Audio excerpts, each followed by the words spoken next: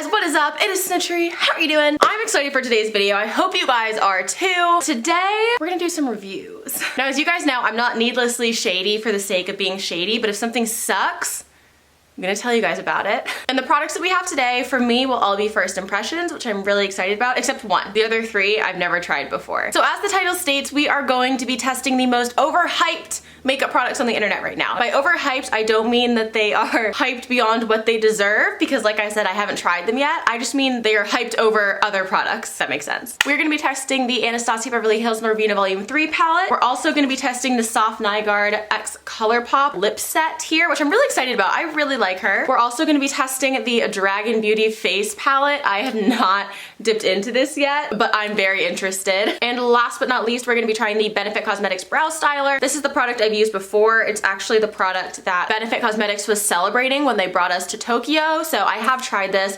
Spoiler alert, I do like it. The other three, I'm not sure. If you've never seen my face before and you're ever interested in seeing my face again, I would love it if you subscribe down below. We've gained like 20,000 new little Snitchery fans like this month, the past month and a half. That's crazy. What's good, fam? Happy to have you. And if you're a returning subscriber, thank you so much for joining me on this little video journey. Also, another huge thank you! My merch did so much better than I could have ever imagined, than my team could have imagined, than the company I partnered with could have imagined. Like, you guys absolutely smashed it. This shirt and my anime and chill shirt are still available. The link will be the first link in the description down below, so be sure to check it out if you would like to before it sells out, before we run out of stock, and before we come out with a new collection. So if you want these, this one or this one, get it now. But between you guys here on YouTube, my Twitter fam, my Insta fam, it has sold so much faster than expectations. So I'm very, very thankful for that. We have a lot of products to test today, so I'm gonna go ahead in and just do my base. I've already primed my face. Recently, I've been using the MAC NW20, their little foundation stick. It's actually not really my color, but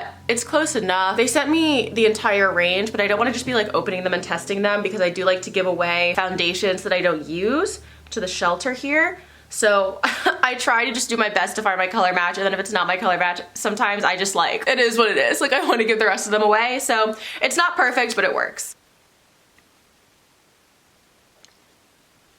I like this foundation because it's not full coverage, but you can build it up in areas where you need more. So for me, that's around my mouth. And I am gonna zoom you guys in for all the products, obviously. Next, I'm gonna go in with my Tarte Shape Tape. I think the product I'm most excited to try is actually the Dragun Beauty Face Palette, only because I feel like we get so many eyeshadow and lipstick drops. I'm kind of excited to test something that maybe we don't see as often. I'm gonna settle this with a powder, and then we're gonna get into our first overhyped product, because I know that's what you guys are here for. Okay, let us get into the Dragun Beauty Face Pressed Powder palette. Now, the first thing that I noticed, and I'm sure everybody else noticed when this palette dropped, was the packaging. I don't know if you can tell on camera, but this is actually a 3D palette. This is Nikita's face, sort of in a digital rendering. It is a hard plastic, although you can kind of squish it. I found this fascinating. I still find it fascinating. I have never seen anything like this, for better or for worse. Do I personally like this? Yes. Though I will say I travel quite a bit, and I have a lot of palettes, obviously. So this is kind of a hassle to stack with my other palettes, because like it doesn't stack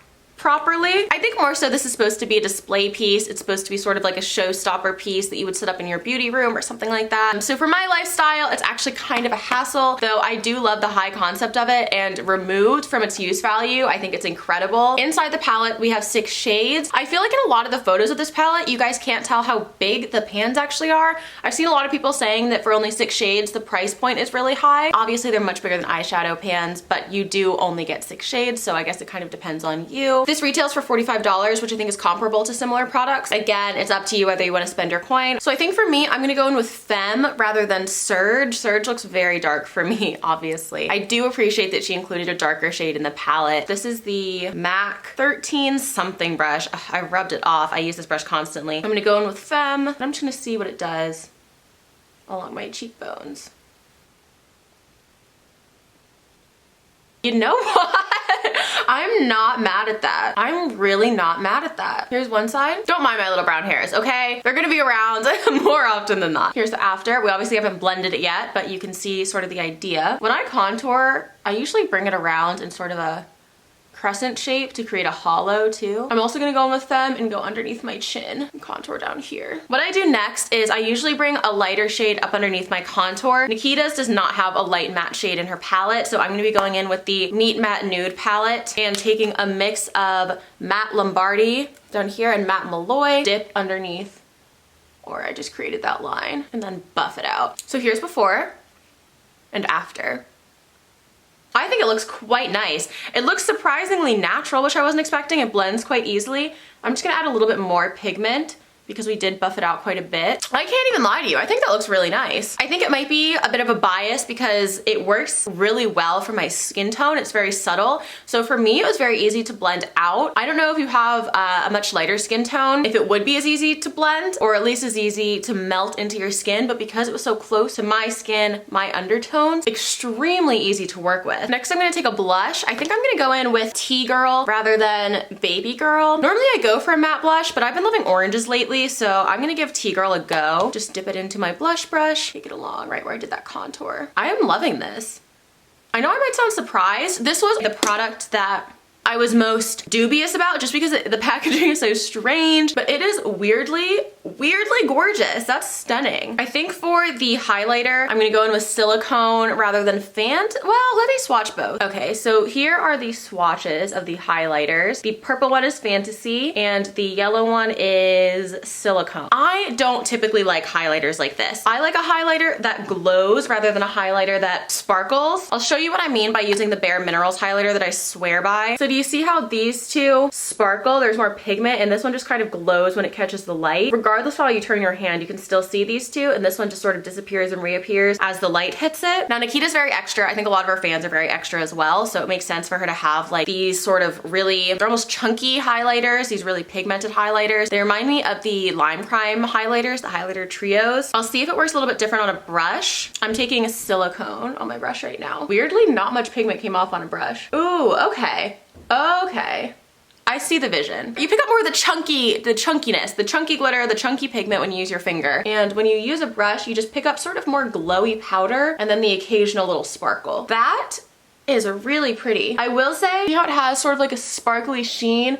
It almost looks like it adds texture. Now some people really like the sparkle. Some people like that you can see individual flecks, that it reflects the light that way. Personally, it's not my favorite, but for a highlighter that does perform that way, I think this one is sort of on the more subtle end. The contour bronzing shades are definitely the highlight of this palette. I did like the Tea Girl blush a lot. I think the thing that I probably wouldn't dip back to as often are the highlighter shades, but again, that's a matter of just personal preference. It's not really my type of highlighter, though considering it's not my type of highlighter, I still think it looks quite nice. So I'm gonna go ahead and do the other side of my face and I will be back. Next, I'm gonna go in with the Benefit Brow Styler. Now like I said, I've already used this product. The way this works is that it's a wax pencil up on top and it is a powder down below. So it's a dual-sided product. I showed this on my Instagram story while I was in Japan, but the way I use it is I do little fake hairs up at the front of my brow like I normally would. And then I take the powder side. Now the powder's interesting because you can see you unscrew it and it just comes out on a doe foot applicator. The powder doesn't tap off. The powder is locked into this applicator. I don't know how, but as soon as you put it on your brow, it releases the powder and attaches to your skin instead. I've never really used anything like this before. You can see, I'll do it again on the other side. It just releases that powder right as it touches your skin so there's no fallout. Also, if this looks chunky, it's because I literally have a pimple in my eyebrow. Okay, we are just gonna go in with my Benefit 24-Hour Brow Setter, paste my brows into place. I want them to be really fluffy and kind of wild today. So you can see how easily that brow styler, for my like pretty thin sort of blah brows, how easily you can get this fluffy brow look with the brow styler and the brow gel. This eyebrow is my better eyebrow. She's the nice one. This one, like what's going on over there? I just don't know. Beautiful brows in maybe 30 seconds. I've actually been using this as my like daily brow, which is very unlike me. Normally I go for something a little bit more sculpted, but you guys tell me. I think these sort of fluffy, effortless brows actually look really nice. I think this is perfect if you're less interested in the like Insta brow and you're more interested in just having what looks like a really full, pretty brow every day. This is probably the fastest you can do it because it is a dual-sided product and both products work together. So if that's the kind of product you are looking for, I I will have the link to all these products down below, so be sure to pick it up. Next, I'm going to be going into lipstick actually. Normally I do my eyeshadow next, but I think the eyeshadow is going to be the most involved part of this tutorial, so I want to get into the lipstick. I was so excited when I got these in the mail. I was so hoping they'd come in PR because Safiya Nygaard is freaking awesome. She's one of my favorite YouTubers, and I do love Colourpop as well. So I'm gonna go ahead and swatch each one of these for the first time on my arm. I guess I'll go right here. I'm running out of like swatch space. These might be really messy because they're gonna be with my left hand. So here we have, this is the shade Brucey. This is a matte. Gorgeous! This is the shade I'm most excited about in the collection. Easily, bar none. Love this. Don't know where or when I'm gonna wear it, but literally obsessed with it. This next shade is Screamer. It is this purple shade. This is also a matte. This one didn't swatch as evenly. I'm just terrible at swatching with my left hand. Next is Fred. This is a cream. This one swatched really nicely. I actually really like Spoiler. I really like Colourpop's lipstick. Then we have Berry Me in lipsticks, but berry is spelled like food, like a raspberry. This is also a cream lipstick. I think thus far in the collection, this is probably the one I'd use the least. It's very pretty, but it's not my type of color. It's too purpley pinky, whereas I normally go for browns and reds. And then this is the other shade that I was excited to get. This is Bikini Bottom, and this is also a cream. Like, how freaking gorgeous. I just think that's such a pretty color. I probably wouldn't wear it on its own, but with a lip liner, if I were just testing out these lipsticks, I'd go in with this shade right here. But because we're gonna be going in with the Norvina Volume 3 palette in a second here, I don't wanna sort of limit myself by my lipstick shade. So I'm gonna go in with my Makeup Forever Artist Pencil in Anywhere Caffeine. You will literally have to pry this pencil out of my cold dead hand. You know what I just realized? I missed a shade. This is the shade Mrs. Norris. This is a cream. It's this brown shade.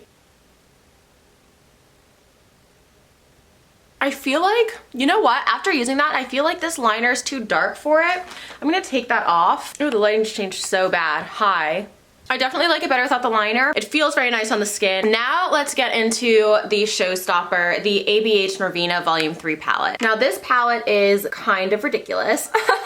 It's huge and it's full of color. So I think I'm gonna do something purple maybe. I'm gonna go in with B5 and just run that across my entire lid. Oh wow, it's more orangey than I expected. I thought this would be an easy transition shade. It's a little bit warmer than I expected. That's fine, it'll still work. Nothing wrong with warming up our eyelids anyway. And then I think I'm gonna go right into it. I'm gonna take this B4 shade here. It's hard to even hold it up. And I'm gonna pack that bright ass shade right onto my lid. Thus far, these colors feel really good.